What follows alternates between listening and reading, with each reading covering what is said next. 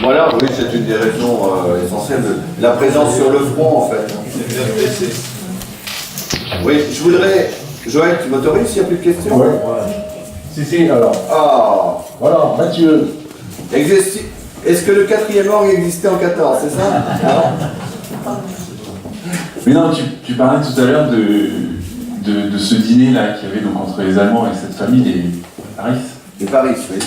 Et du coup, je me demandais, les civils qui étaient toujours là, j'imagine qu'ils menaient leur vie, c'est-à-dire la culture, Tout à fait, oui. Mais les Allemands, ils faisaient quoi? Parce que ils venaient se reposer ici pendant 7 jours et puis remontaient après au front plus tard. Donc ils avaient des occupations d'artisanat, c'est-à-dire que, par exemple, je le cite puisqu'il y a une des photos ici où on voit un petit cimetière allemand avec des pierres tombales, donc ils allaient récupérer des pierres, il y avait parmi eux des artistes sculpteurs et il y avait du personnel sanitaire. Des gens faisaient la popote, telle qu'on a fait là, c'est pour ça qu'on a voulu une popote ici. Donc c'était la vie du village, à la fois avec des civils qui étaient condamnés quand même à recevoir un officier dans leur chambre ou à laisser des pièces à la disposition des officiers. Les soldats cantonnaient eux dans les hangars, dans de la paille. Mais il y avait une cohabitation, à ceci près que les Allemands avaient leur propre nourriture quand même, mais ils se servaient pour partie de ce que le français faisait, produisait. Pardon. Mais du coup, la cohabitation, c'était comment? Est-ce que ça durait des années? Ah bah non, ils sont partis en mars 17, après mars 17, les Allemands étaient seuls ici. Donc ils ont occupé totalement Vorzy, il n'y a plus du tout de civils. D'accord. Puisque c'était des bouches à nourrir, donc ils ont chargé tous les gens. Seul, non, sinon je vais dévoiler le roman. Voilà. Et faire comprendre que si Joël est présent, c'est grâce à un médecin militaire allemand. Donc là je ne dirai rien. Alors, on va dire un peu sans... non, dis rien. Non, si. Non. Vas-y Joël, c'est ton histoire. Non. Non, je voulais savoir sur les enfants, il y avait des enfants, on en parlait un peu là. Oui. Qu'est-ce que ça donnait? Il y avait de la scolarité? Comment ça se passait? Ben non, parce que les instituteurs étaient partis sous les drapeaux, sous des tornages saut. Donc il y avait sans doute, moi j'en ai pas la trace, mais les enfants n'allaient plus en classe. Et puis ça a duré un laps de temps très court. Fin d'année 14, les habitants étaient évacués, il n'y avait plus personne. Donc après, ils étaient à partir soit dans les Ardennes et puis à suivre le périple, donc il n'y avait plus du tout de scolarité à cette époque-là.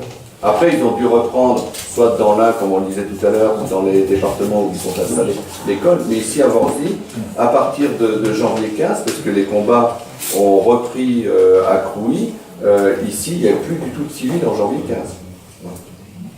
On mesure toujours l'occupation du soldat allemand de 1914 à 1917, oui, mais la présence des civils français s'est arrêtée en novembre, décembre 14. Après, il n'y en a plus. Oui. Un petit point sur ce qui m'a amené à... Oui, c'est ça. Oui. À toi. Parce que Joël parlait tout à l'heure, comment j'amène un roman... quand vous commencerez, vous direz, Vorzy, où il est où là? Alors je sais pas, le maire de Chavigny est ici, là? Il devait venir, je pense. C'est le 20 ans de sa fille. Ah oui, excusez. En fait, j'avais deux histoires qui étaient dans la tête et qu'il me fallait réunir. L'une se passe en 1860 et elle se déroule à Chavigny. Et toujours par le biais de 14-18, je recherchais sur un officier, je me suis retrouvé à Chavigny, sur sa tombe, abandonnée d'ailleurs, merci aux souvenirs français s'il y a quelqu'un. Et je me suis intéressé à Chavigny et j'ai découvert qu'à Chavigny, 3 brigands des années 1860. Toujours été à Chavigny. Oui, bien sûr, mais c'était pas des habitants de Chavigny. Et il se fait que ces brigands faisaient partie de ce qu'on appelle la bande noire qui a sévi dans la région de Charleroi, région dont je suis en partie originaire. Donc ça m'a intrigué, j'ai lu beaucoup sur cette histoire, parce que ce sont des gens qui ont sévi pendant 3 ans comme étant des vols, des petits vols de numéraires, de choses comme ça, ils agissaient toujours la nuit, soit avec du charbon ou du cirage, d'où le nom de la bande noire. Il y a eu des meurtres consécutifs bien sûr à des vols, on tuait par défaut si je puis dire. Ces gens-là ont été condamnés et pendus sur la place de Charleroi. Moi, Charleroi, ça me parle automatiquement. J'ai dit un jour, j'écrirai quelque chose. Mais on ne peut pas raconter que des histoires de brigands et puis il n'y avait pas assez. Est arrivé les événements de la Carlette. Et puis le discours, et je sais que je ne suis pas le seul à avoir été marqué par le discours de Joël. Et comme Joël m'avait demandé de faire des recherches pour les fusillés de la Carlette, j'avais déjà des éléments. Et j'ai donc relié ces deux histoires, à la fois avec un descendant de la bande noire et une personne de la famille des fusillés. Donc voilà comment le hasard d'un capitaine d'infanterie qui est tombé à Terny-sur-Ny, mon village natal, enterré à Chavigny, peut vous amener à écrire sur Vorzy et le drame de la Carlette. Voilà le cheminement de l'écriture. Bon, alors, oui, encore une chose. Simplement, il faut voir qu'à cette époque-là, il y avait quelquefois des gros contrastes dans ce que faisaient les Allemands. Il y a eu ce drame de la Carlette, mais en même temps, dans les mêmes jours, il y a, et j'en suis, et Claude aussi, et puis Rémi aussi, on en est un petit peu le témoignage vivant. Il faut savoir, en travaillant sur le livre, bon, j'ai fait parler nos parents, et notre grand-mère a été sauvée, était atteinte de la typhoïde, et a été sauvée par un médecin allemand. Alors ce médecin allemand, il a sauvé déjà en lui donnant des médicaments que les Français n'avaient pas ou n'avaient plus, et elle a été sauvée aussi en buvant du thé. Donc ce qui permettait de la réhydrater. Voilà. Et ensuite, c'est ce médecin qui est intervenu pour empêcher l'évacuation parce que notre grand-mère, Antoinette, n'aurait pas survécu à l'évacuation. Donc elle est restée 3 semaines, 1 mois, le temps de se remettre avec ses frères et sœurs et sa mère. Et c'est pour ça d'ailleurs que le père a été évacué d'un côté et la mère de l'autre côté. Voilà, donc il y avait des comportements, et c'est intéressant, des comportements humains aussi dans cette période de guerre. Monsieur Moitié. Oui, je voudrais apporter un témoignage concernant la commune de Crouy. Vous m'excuserez, il y a dans l'église de Crouy actuelle, j'y actuelle parce que l'église a été démolie bien sûr, comme tout le village. Dans l'église actuelle, il y a une statue, 2 statues de plâtre qui représentent Jésus et puis la Vierge. Ces statues datent d'avant, donc de la période d'avant la guerre 14. Et c'est un soldat allemand qui les a transportés sur une brouette, sur la commune de Bray, lorsque les Allemands occupaient le village. Donc les Français, les soldats français tiraient sur la commune de Crouy. Avant, c'était les Allemands qui tiraient sur la commune, mais enfin là, c'était... Et donc, ce soldat allemand a transporté ces 2 statues avec une brouette sur la commune de Bray, afin qu'elles ne soient pas démolies. C'est bizarre, mais voilà. Une chose à écrire, monsieur Moitié. On signe le contrat tout à l'heure. Voilà, je voudrais terminer sur une petite note et remercier Claude, qui est donc le descendant de Virgile Dupressoir, qui est la première victime le 13 septembre 14, et ça c'est son portrait.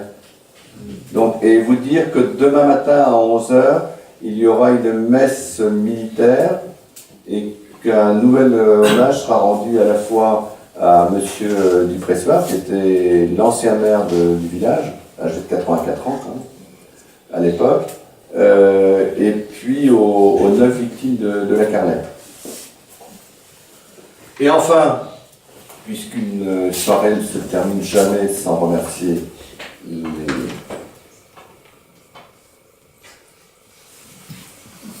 les deux jeunes filles grâce auxquelles je dois cette très belle couverture de livre. Pour toi, Sarah.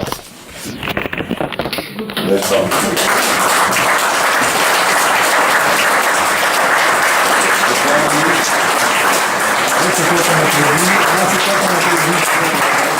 Ah oui, c'est pas gênant du tout, hein. Et ma petite Pénélope. Alors, là, Calypso, oui, mais ça, c'est bien. Oh là là, oh là là, oh là là. Alors, je vous signale, pour ceux qui ont la patience, vous la regardez bien parce que c'est la couverture de mon prochain livre. Et quand on me la présente, on dit c'est quelqu'un qui va ici plaisant. Merci. C'est bon, alors on va passer les paroles à Marc. Voilà. On va applaudir.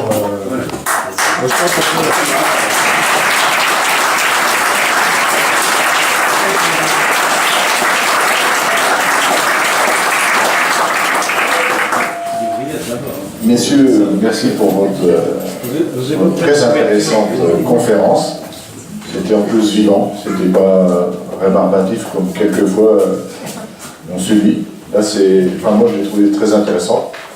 Donc, bravo pour notre village et puis je vous souhaite bon vent pour cette histoire.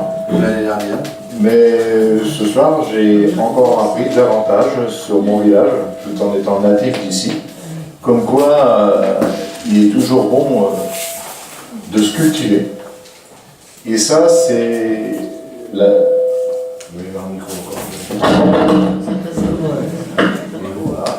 Qui est ouvert, excusez-moi. C'est toujours bon. Merci Madame la députée. Voilà, j'ai rien à rajouter derrière ça. Je voudrais conclure pour la soirée. Avant de conclure, je pense que dans la salle, il y a peut-être beaucoup de gens qui ne se sont pas confessés il y a longtemps. Donc demain, il y a une messe. Je fais partie de ceux-là. Je vous invite à aller à la messe parce qu'elle aura vraiment un caractère particulier.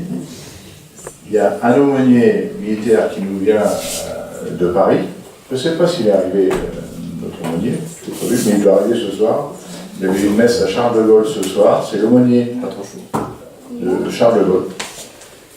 Donc aumônier militaire qui, demain, va officier à la messe à l'église de Bordeaux. Je vous invite grandement à venir parce que je crois que vous n'avez pas une messe comme ça tous les jours. Je vous remercie de votre attention. Maintenant, je vais, pour l'organisation du buffet, il y a un petit moment où je vais vous demander votre coopération. C'est-à-dire qu'on va évacuer toutes les chaises en laissant une série de chaises le long du mur pour ceux qui se sentiront un peu fatigués tout de même. Et puis notre équipe va évacuer en quelques minutes les chaises à l'extérieur sous les tentes. Après le buffet, enfin même simultanément, le buffet va être dressé et on pourra passer aux agaves. Voilà. Donc merci de votre attention, merci à toutes et à tous d'être venus aussi nombreux. C'est vraiment sympa. Et là, on va passer